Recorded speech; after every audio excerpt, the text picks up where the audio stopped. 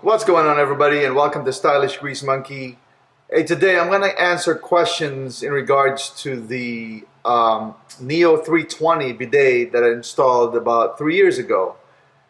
That is probably the most watched video on my channel because during the pandemic everybody decided they wanted to get a bidet, and it's a cheap bidet. It's less than 50 bucks. It's lasted me for 3 years. I love it. It is definitely a must-have in my opinion. But there are a lot of questions that people post on my original video, and now that I'm leaving this place, as you can see everything is empty, it's probably echoey in here.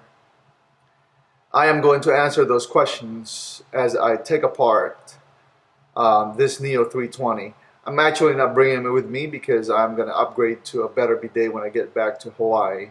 But this answers your question, and I can tell you at the end of the day, do I recommend the Neo 320? I'm not making money from these company guys. I'm not even sponsored. So yes, I do. I definitely recommend the Bidet Luxe Neo 320. Alright guys, so first question that I always get is that how do you hook up the hot water if your toilet seat or your toilet is not near your sink? So there are two lines in this type of bidet. It's pretty simple, right? One goes into the hot water that's under your sink. The other one goes to your input for your water tank for the toilet. Now that's fresh water and cold. Of course, it's not heated. No, you do not have to have both lines in. You can only, if you don't have a sink near your bidet or near your toilet, then you don't need the hot water. You can always just hook up the cold water and it will work. It should work. Now, it takes a while for the hot water to come on anyways in the morning, especially if you live in colder areas. So I usually just use the cold water at there's a time in which you just get used to it. It's actually refreshing sometimes to have cold water shooting at you early in the morning, and it definitely wakes you up. So that's the first question. I hope that answers your question. All right, guys, next question. Does the line from the hot water to the actual bidet system itself made out of metal? No, the kit that comes with it is made out of plastic. Now, there are a lot of plumbers that comment on my video, on my post, saying that, well, that's weak. Guys, you have to understand, to save money and for them to be able to sell this under $50, they have to give some, some options, right? Some cheaper options for you to use.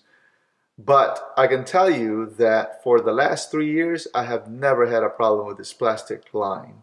The plastic line that's provided in the kit lasted for 3 years, and even probably longer if I'm staying here longer. I've never had any cracks, never had any leaks, none of that stuff. It is a static line. It doesn't move, it doesn't rub at anything. The hot water that comes out of your hot water line should not be that hot to melt that plastic. That is rated at some, I don't know, 100 degrees, right? It's pretty good. I've never had, like I said, never had any problems, never had any leaks, never had any cracks, none of that stuff. So that plastic line works for the cost of this bidet. If you want a better line that goes to your hot water, then get a better bidet. I'm telling you right now. All right, next question. How did you deal with the leaks on the initial install? I've only had leaks on this system when I installed it initially under the sink where the hot water T line is. And the reason for that leak is because I over tightened the bolts, and the washer, the rubber washer inside, were misplaced, and then when I turned on the water, of course it leaked. Now I took it apart and then rearranged that rubber gasket and make sure that I only slightly hand tighten it and not use a wrench or anything like that to tighten them up. That's all you need, just a small pressure. I actually added a Teflon tape just for security and make sure it doesn't leak. But like I said, it has not leaked for 3 years, guys. It held on for 3 years, and I think that worked really well. There were no other leaks when I installed the system, including the one underneath the water tank for the toilet. There's no leaks there. So if you have a leak, I would suggest for you to take it apart again and just tighten them up with your hands. Do not over tighten it, because when you over tighten it, then you put too much pressure on those rubber gaskets and they eventually leak. Next question: does the water pressure hurt when it hits your butthole? As simple as I can get it. Um, Initially, you'll be surprised because it is a stream of water, and you need to be able to learn how to control the water that comes out of there and not open it right away, because when you open it right away, you'll definitely have pressure going straight to your butthole. But I've learned to open it, just crack it a little bit, and just have a stream of a very weak stream of water shooting, and then increasing it, as the time goes. But um, no, it doesn't hurt. Is it bad for you? No. I mean, does it give you an enema? Not really. There was a gentleman that had bowel movement problems, and he said that this actually helped him by shooting the stream to his hole and loosening out the stool that's in there, and helped out. I know that sounds gross, but that's the reality of it, guys. No, it does not hurt. Now, I can tell you though that dislikes this type of bidet because it shoots up to your butt and to your female private parts and could cause UTI. So she barely uses it. She doesn't use it at all, actually. And she's asked me to install a handheld bidet for her when I get back to Hawaii, which I will do, so she can use it in the front, from the front to the back kind of usage, instead of from the back, carrying the dirt or the feces to your private parts will definitely be dangerous and cause UTI. All right, so another concern are from those that are probably germ freak. I'm not a germ freak, I clean this toilet every time I use it. And what I do is I use something that has Clorox or bleach in it to clean it, and clean my brush as well with Clorox or bleach for definitely the cleanliness of it. Now, will there be splashes of feces on the sides? Yes. I tell you that it has never gotten inside the nozzles because there's a protective cover on the nozzles. And when it's spraying at you, it doesn't really go back. I've never seen it go back to the nozzle, but if it does, then you'll be ready for it. Make sure you have a bleach spray nearby, because bleach kills germs, right? And then your brush is soaked in bleach, and you can clean the rim, you can clean the area to make sure that it does not have any feces left, and that could cause some issues or disease or something like that, right? Does the system have a self-cleaning function? Yes, it does.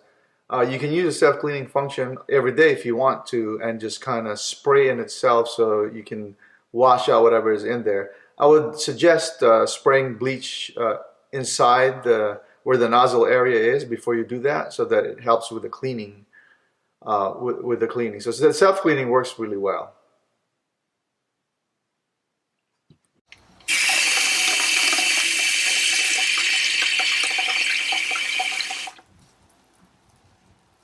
So if I had issues, what would they be from the last 3 years that I've had this bidet? The one thing is, aside from the leak initially that I was able to fix right away, all through the last 2 years, I did not have a spacer between my toilet seat and the actual bowl, in which every time I've sat down, it put pressure on the nozzle, and eventually the nozzle cracked, and then it wasn't operating as it was supposed to be.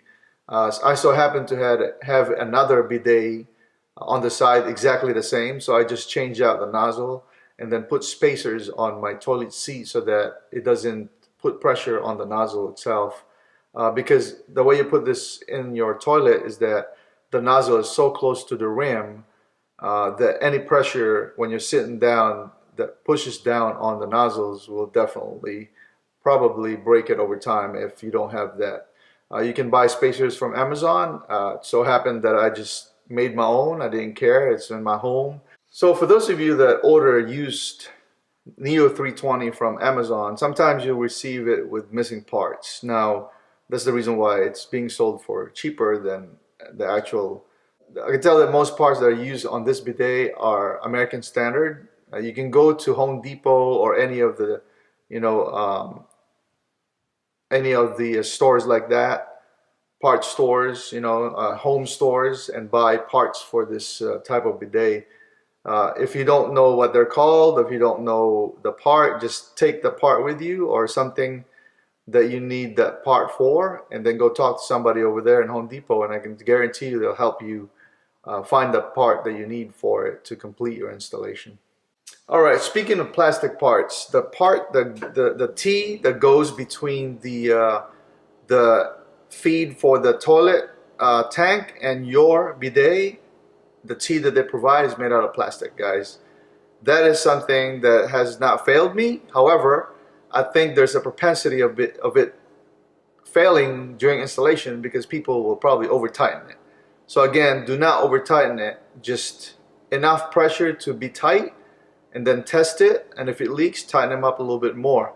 But do not over tighten it. The moment you over tighten it, then the threads get stripped or the actual thing cracks, and that'll be the end of it. But you can go and get a replacement part exactly with the same measurements. Again, I'm not being paid by Home Depot, but Home Depot seems to have parts like this in metal if you want to upgrade those parts. All right, guys, I think I've pretty much answered majority of the questions that were being asked. There are people that are still hesitant about getting a bidet. I can tell you, I mean, I don't care. I'm not trying to force you to get a bidet. I'm just saying is that I have been a fan of bidets, right? Lastly, what about dry off?